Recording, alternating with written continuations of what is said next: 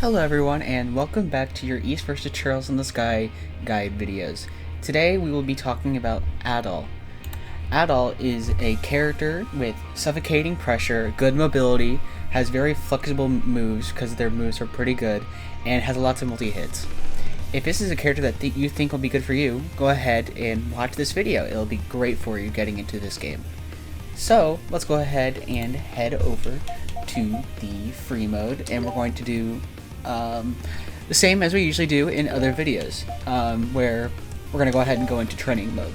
So what we're going to go ahead and do first is just set our first two skills that you usually start with Adol, and we're going to go ahead and test those out, because we're going to go ahead and do a move showcase, and kind of just talk about what all of his moves do and everything. We're going to also go into some combos, but I'd like you to take those with a grain of salt, because first of all, I'm not that great at the game. Second of all, the game's FPS total is going to change on the official re-release, so some combos might not be true, so keep that one in mind. But yeah, Adol is going to be a pretty decent character with a lot of variety. So yeah, let's go ahead and get right on into it.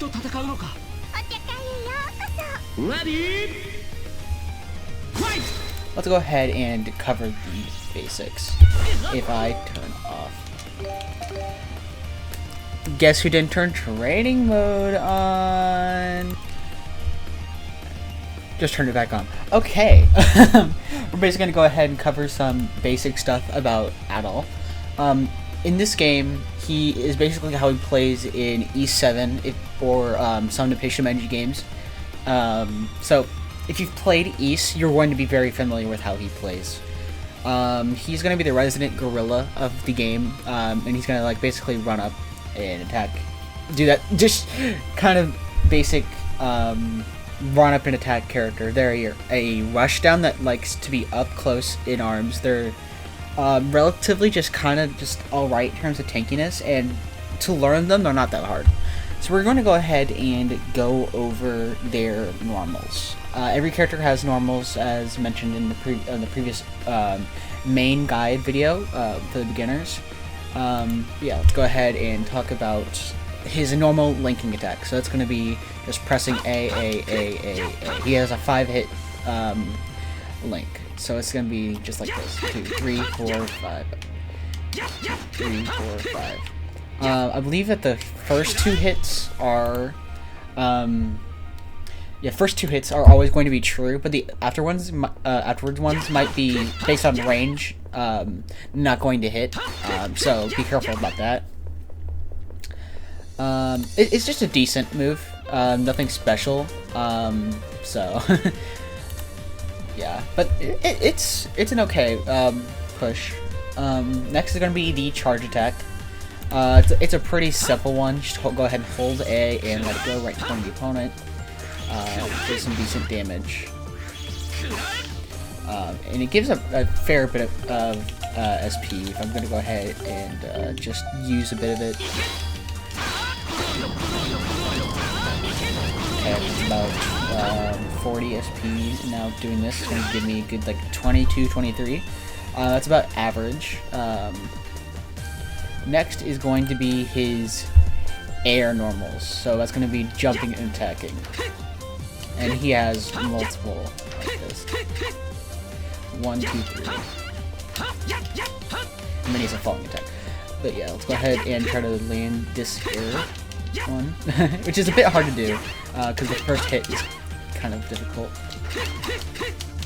Most of his combos are going to lead himself into the air, so having this down is pretty good. And as you've seen me hit a few times now, the following attack, it's a diving attack that only hits as soon as he touches the ground, so like obviously like it's not like it's gonna like as he falls down it like hits like the edge of a sword or something. It's just gonna be as he hits, it creates a shockwave effect. It's gonna hit twice. It's It's pretty good because it causes a soft knockdown, so if they want to get out of like a combo, they're gonna have to tech. So it's pretty decent. It can like be really good after a dashing charge attack. So you jump, dash, and then hit it, and then you do a falling attack. Usually you want to like, as soon as you jump, you press the dash button, so you just go right to them. So you do something like that. Pretty good move. Next up is going to be our skills, and as you see, we have running, slash, and fire. Let's go ahead and turn on infinite SP just for the sake of these. We're gonna go ahead and start with running slash, which is probably one of the most versatile moves in his set. It's a pretty simple lunge attack that just like lets him get in, because it's going to basically go in and move him forward to the opponent. It's gonna do a fair bit of damage. Hits twice. Decent move. It can be used pretty well in combos because of how fast it is, how fast it comes out. However, this move has a unique property with anything that increases animation speed. So that's going to be your accessories that like, I believe it's like speed ring or something. No, Death Gauntlet, or dash ring. And then there's not or dash ring. Dash ring is for like increasing combos with this tech that I'm about to show off. Or Shara and Gilbert supports, Gilbert being inconsistent. So we have Shara on hand, and that's going to increase our animation speed, which, as you can see, we're going to start moving around faster, we're going to start attacking faster. With running slash, it can basically turn that move into a poke, and basically be like a very safe normal, and then he can like basically like do other attacks from far away. Just like basically be a really safe, strong poke, even if it's not doing much damage by itself. Let's see what my skills are. So my support went up, but yeah, you can see that it's like for a good 30 seconds. He has a way to get in pretty well. As you see in there, but I've been trying to combo in fire, which is a really good skill for 5 SP, because SP economy in this game can be pretty hard to get by. 5 SP is like the lowest a skill gets besides Wild Rage, which is going to be in the active video. As you can see, from the air, it's going to go just like downwards, and on the ground, it's just going to go ahead. It has a slight bit of auto tracking towards the opponent. It'll just like kind of go towards them. So like if I'm like facing like just a little bit like away, if you're like close, they'll just go ahead and just face their direction. Nothing special in that regard, but it is really good at being good for pressure, because you can just like kind of like get in a little bit. It's also pretty good for combo filler, as you've seen me try to do multiple times. And yeah, the ground version, not the aerial version. That one's just going to go in the direction that you're facing. The ground version is what homes in. Now we're going to go ahead and check out our other skills, which are going to be our stronger skills. You only start off with those two really weaker ones. I will go ahead and say that I do not recommend having these 4 as your kit, because fire and running slash are very good, so I'd recommend taking one of these 2 out. I'll talk about why later. But yeah, let's go ahead and get right back in. Alright, so we're going to go ahead and take a look at aerial thrust. This move's going to hit multiple times, sending the opponent in the air. And if you time it right, it's going to lead to pretty good aerial combos right afterwards. Just pretty decent stuff. And as you can see, this move hits a good 6 times. And you might be wondering, at the beginning I mentioned that Adol has a lot of moves with multi-hits. You might be wondering, okay, that's cool and all, but what does that mean? Why does that have any value? Well, if you have held items that cause status effects, like as like a percentage chance on each hit, you can probably surmise the benefits of that. It will basically increase the chances of status effects being inflicted on the opponent because it's per hit. And Rising Thrust is also, as mentioned before, it's an amazing launcher, which is great for combos. In the air, Aerial Thrust starts off hitting a bit lower, so it can actually even like combo opponents into the air from far below. Let's see, is there anything else to say about Aerial Thrust? I'd say it's just a really good anti-air. Otherwise, yeah, it's pretty cheap and pretty strong for how cheap it is. Next is going to be Tornado Slash, which is kind of like an alternate to Aerial Thrust, which can be ran alongside it because they can combo into each other a bit. But basically, it's pretty much more expensive, wider range version of Aerial Thrust. It's pretty strong. It does but it does, I believe, a bit less damage than Aerial Thrust. Again, it's very good with an anti-air, and also it's good as a combo tool, but also as a combo ender. It's pretty good. Next up is going to be Sword Dance, and basically, if he gets put into a very positive position, this is his way to like really hit home. Because it does a lot of damage. Like if you've like guard broken an opponent, you hit someone with Sword Dance, because it does a lot of damage. Or just put them in a pretty bad spot, pretty much, like an untaggable, like for my burst, something like this. Obviously, in place with these walls, yeah, that'll look better than normal. But yeah, it's just really good for when the opponents are like in a bad spot, because it just does a lot of damage. Next up is going to be Dominator, which it serves a pretty similar purpose to Sword Dance. It's cheaper, but it's definitely weaker, and it has less longitudinal range. It's going to hit pretty well right in front of it, but it doesn't really hit really well wide, because you can see with like Sword Dance, you see like it hitting like in a bunch of circles, going pretty wide. Dominator is going to hit right in front.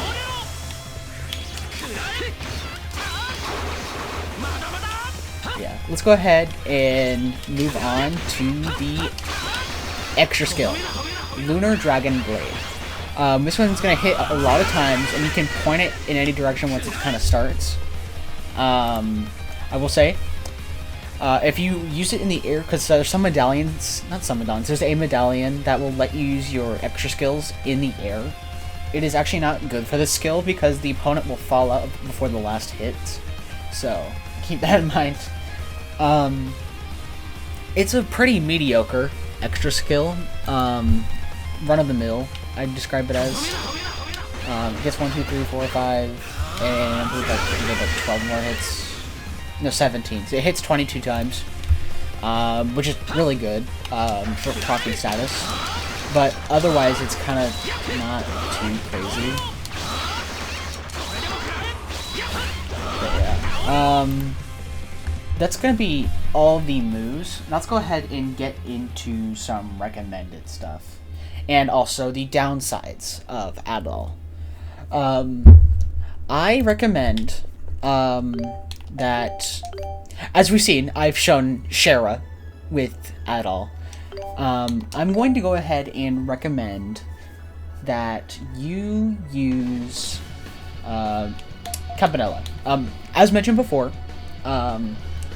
he's really good with status, Adol, because of his multi-hits, and Campanella adds a random ailment chance to every single hit for, I believe, like 20-15 seconds. I described the amount of time in previous videos, so if you want to look at the actual time, either look up at the Mizumi wiki, or check the previous video where I talked about supports.